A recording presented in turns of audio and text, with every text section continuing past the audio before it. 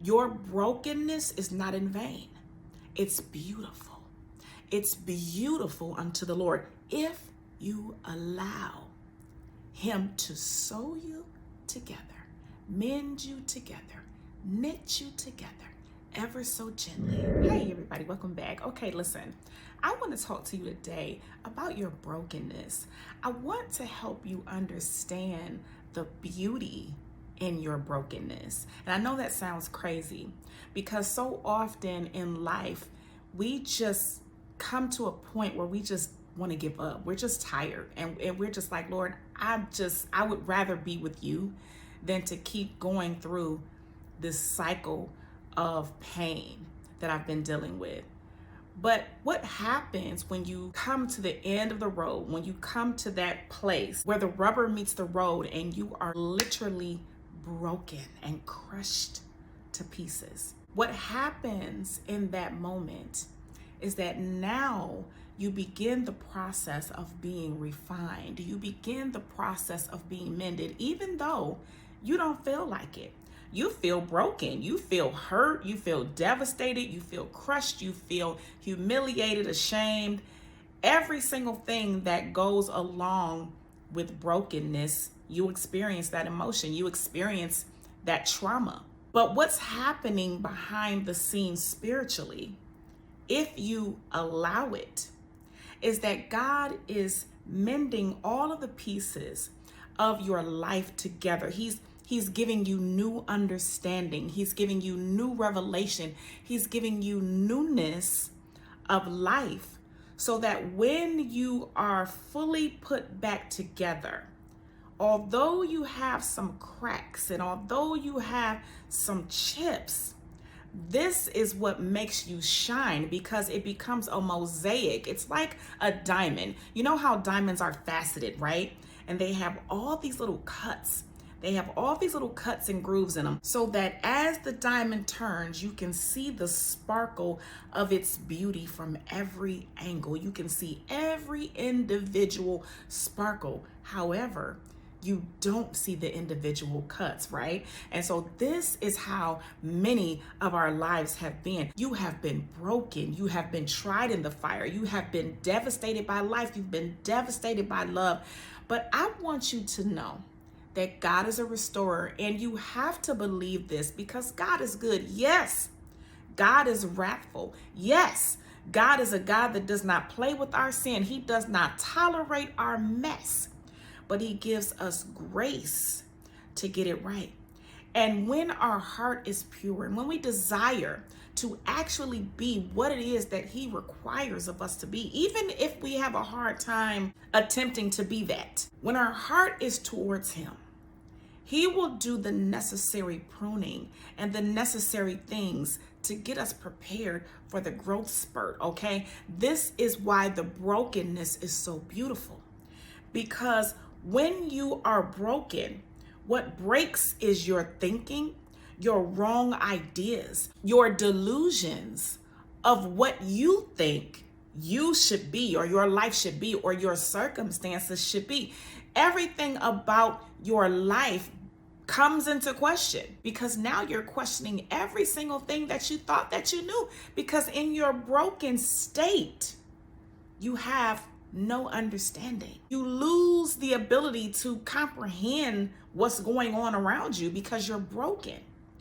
But as the pieces of you begin to mend together, as God begins to so meticulously back together every part of you that was broken, every part of you that was damaged, every part of you that was hurt, every part of you that has been defamed and defiled, every part of you that has been through trauma, as he begins to weave you back together so delicately, like the precious, precious stone that you are, you begin to get new understanding. You begin to get new revelation. You begin to get a better grip on who you actually are, what your purpose is, and what you are to never put your trust in. And that is man, and that is this life. Now, God will bring those across your path who you are meant to be connected to, who you are meant to be entwined with, who are going to be your partners in the Lord, your partners in life. But God never wants you to get away from understanding that He is the source. He's your only source. He is your hope. He is your very salvation. And so what does it profit a man to gain the whole world and lose his soul? The profit is nothing. The end is death. And so be thankful that you are broken in this life and not the next. The breaking that happens in this life keeps you sober so that you understand that your help cometh from the Lord. He is your strength. He is your strong tower. He is your redeemer. So the breaking is beautiful. And this is what I love so much about God.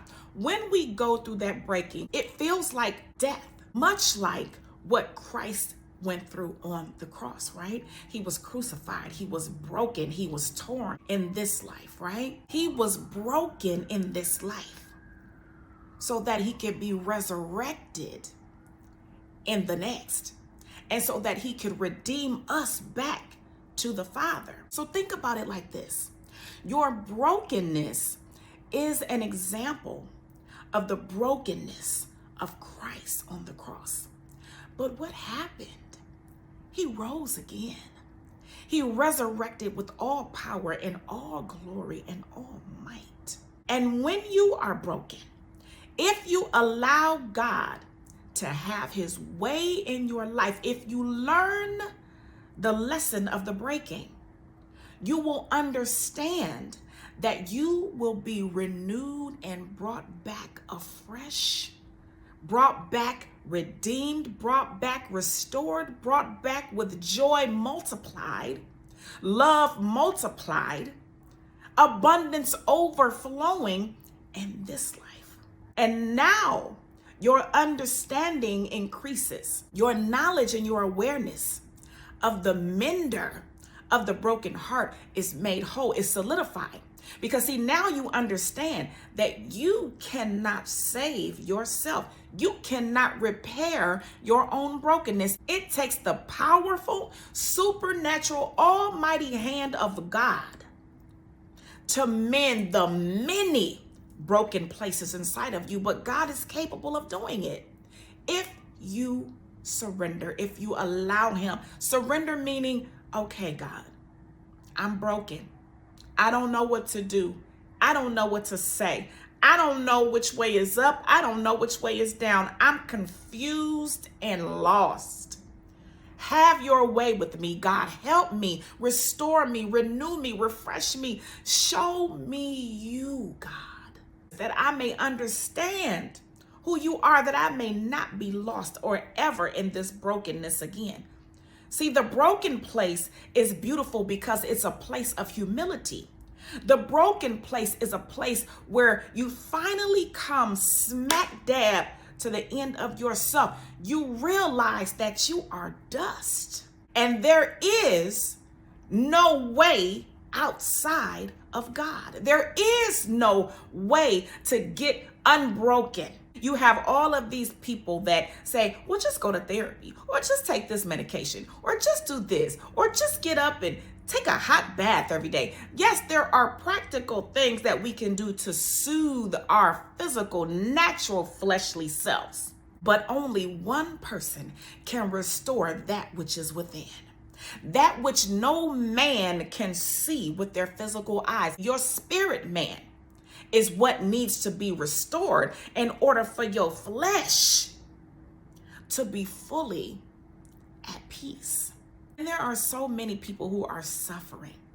They're longing for answers for the brokenness. They're longing to understand, will it ever get better? They're trying, they're struggling and grappling with a God that's loving, and their circumstances that are deplorable. There are circumstances that are tragic. There are circumstances that are painful. There are circumstances that have sucked the very life out of their spirit. And I want you to know that if you yield unto the Lord, he will restore the brokenness within you. He will give you clarity of mind. He will make your way straight, and everything that you need will be satisfied in him. Also, this is off topic, but not really. If you are in need of prayer, I want to pray for you. I want you to go to my website, LetitiaJones.com. Once you're there, go to the tab that says, do you need prayer? Click on that tab, type in your prayer requests. I'm going to pray for you. And we're going to believe God together that he's going to move in your life, okay, quickly, in Jesus' name, all right? Be blessed on today. I love you on today. God loves you so much more. Until next time, I'll see you soon.